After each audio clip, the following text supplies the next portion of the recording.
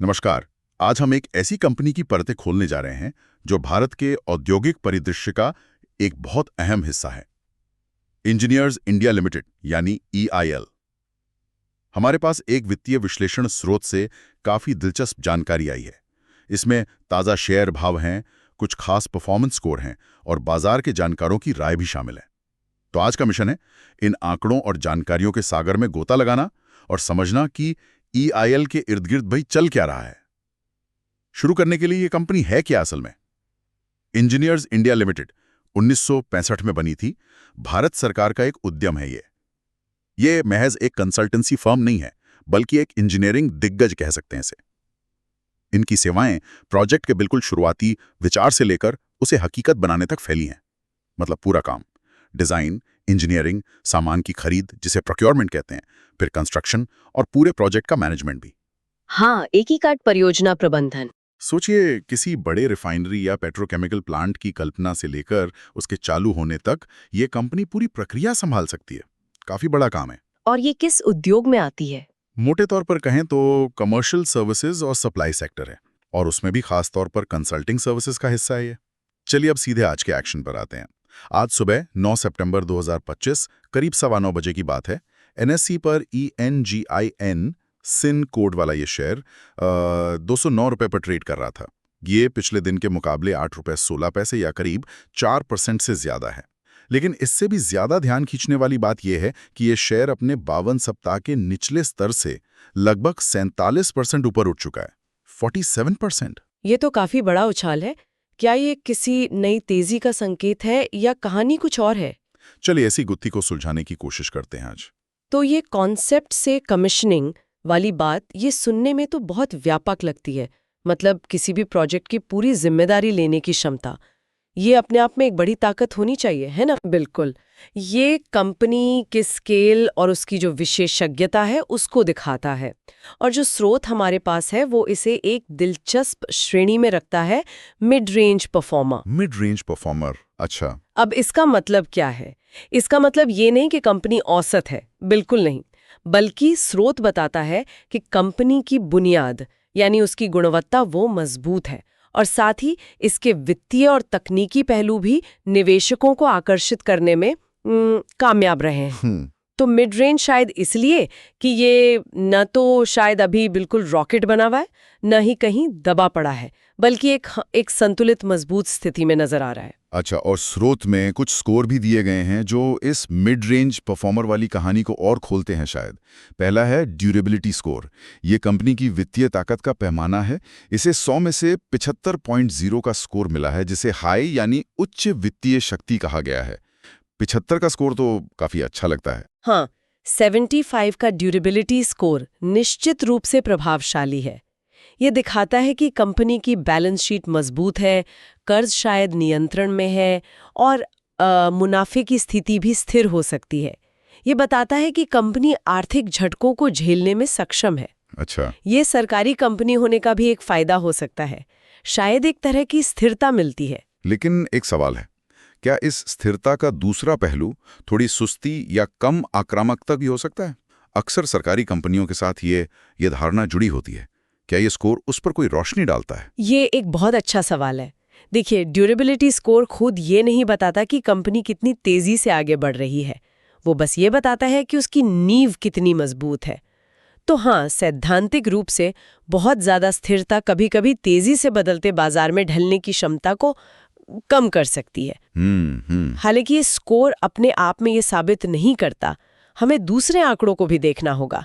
जैसे कि दूसरा स्कोर है वैल्यूएशन स्कोर। हाँ, वैल्यूएशन स्कोर।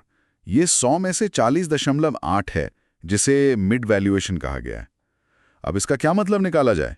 75 की ड्यूरेबिलिटी के सामने 40.8 का वैल्यूएशन, ये थोड़ा कमजोर लगता है या नहीं? कमजोर शायद सही शब्द ना हो। मिड वैल्यूएशन का मतलब है कि मौजूदा शेयर कीमत पर बाजार इसे न तो बहुत महंगा मान रहा है, न ही बहुत सस्ता। ये कहीं बीच में है।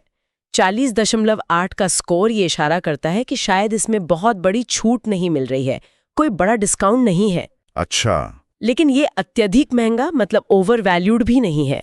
ये ऐसी स्थिति हो सकती है जहां बाजार कंपनी की स्थिरता को तो पहचान रहा है, लेकिन शायद भविष्य में कोई विस्फोटक ग्रोथ की उम्मीद नहीं कर रहा है, इसलिए प्रीमियम देने को तैयार नहीं है शायद। तो मजबूत बुनियाद, लेकिन कीमत ऐसी कि बाजार कह रहा है हाँ ठीक है, पर हम बहुत ज्यादा उत्साहित नहीं है। दिलचस्प है ये।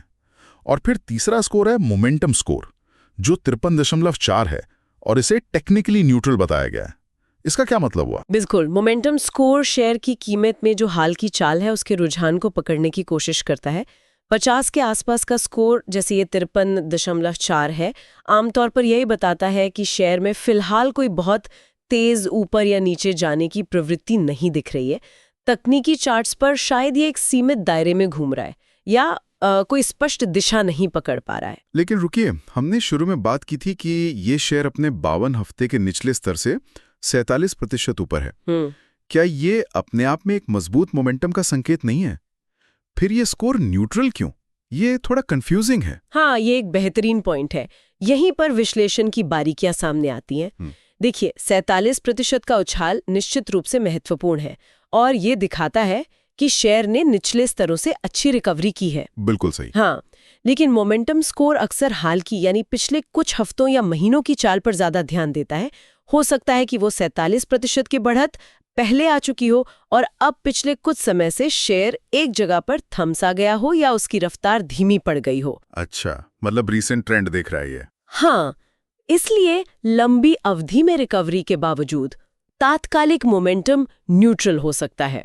ये दिखाता है कि जो तेजी थी वो शायद फिलहाल थोड़ी ठंडी पड़ गई है। अच्छा, तो ये तीनों स्कोर मिलकर एक तस्वीर बनाते हैं।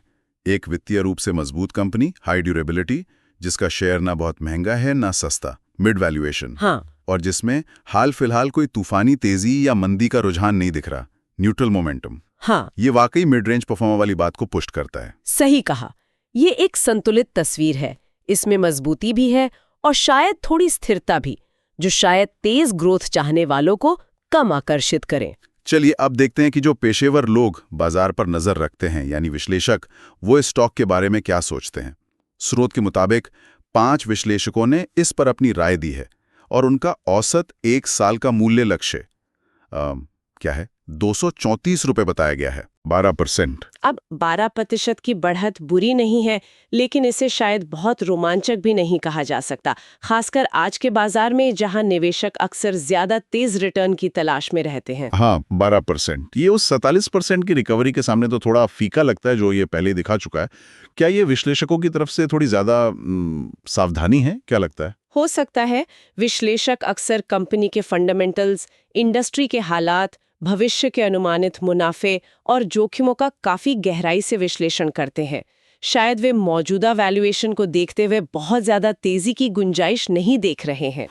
ये शायद उन्हें लगता है कि सरकारी नीतियां या प्रोजेक्ट्स मिलने की रफ्तार जैसी चीजें आगे चलकर ग्रोथ को सीमित कर सकती हैं। ये लक्ष्य एक तरह से संतुलित नजरिया दिखा रहा है। कंपनी खराब नहीं है, पर शायद अभी कोई बड़ी छलांग लगाने की स्थिति में भी नहीं। स्रोत में स्वॉट विश्लेषण का भी जिक्र है, लेकिन उसका विवरण नहीं दिया गया। ये थोड़ा निराशाजनक है, क्योंकि इससे हमें कंपनी की अंदरूनी और बाहरी चुनौतियों और संभावनाओं का शायद बेहतर अंदाजा लगता। हाँ, अगर स्वॉट विश्लेषण होता तो हम और गहराई में जा पाते। जैसे ताकत में शायद इसका सरकारी समर्थन, लंबा अनुभव और व्यापक सेवा क्षेत्र आता। कमजोरी में शायद नौकरशाही या निर्णय लेने में देरी हो सकती है। कौन जाने। हाँ, संभव है। अवसर, नए इंफ्रास्ट्रक्चर प्रोजेक्ट्स या विदेशों में विस्तार हो सकते हैं। और खतरा बढ़ती प्रतिस्पर्धा या सरकारी नीतियों में बदलाव हो सकता है। लेकिन बिना विवरण के ये सब केवल अनुमान ही है अभी तो। अब आते हैं उस हिस्से पर जो मुझे सबसे ज्यादा चौंकाने वाला लगा। स्रोत में एक पोल का नतीजा भी दिया गया है।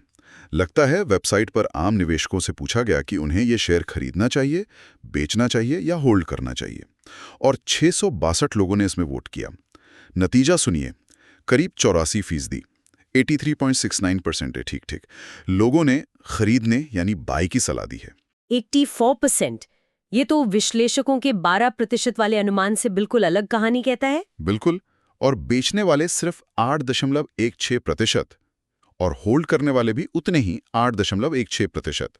मतलब आम निवेशकों का भारी बहुमत खरीदने के पक्ष में है। ये इतना बड़ा अंतर क्यों?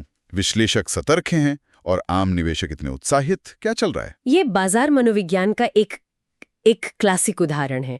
विश्लेषक शायद ठंडे दिमाग से आंकड़ों और अनुमानों को देख रहे हैं और उनकी नज़र में 12% एक यथार्थवादी लक्ष्य है।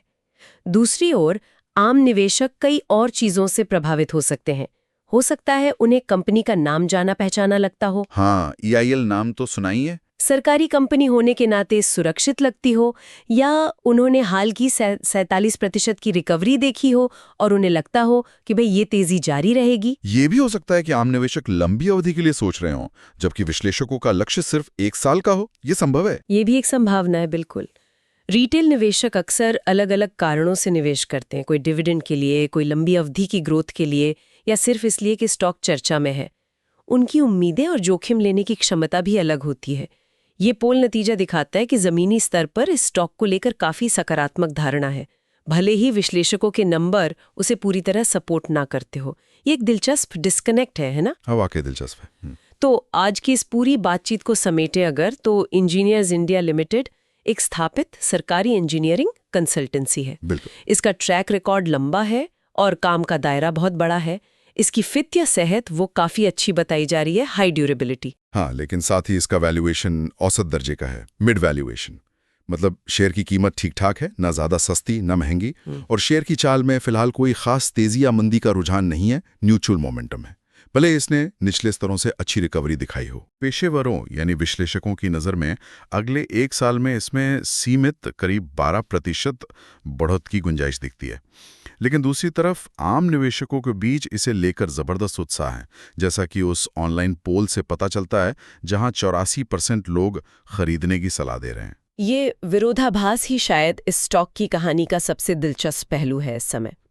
ये दिखाता है कि बाजार में अलग अलग प्रतिभागी एक ही जानकारी को कैसे अलग अलग तरीके से देख और समझ सकते हैं।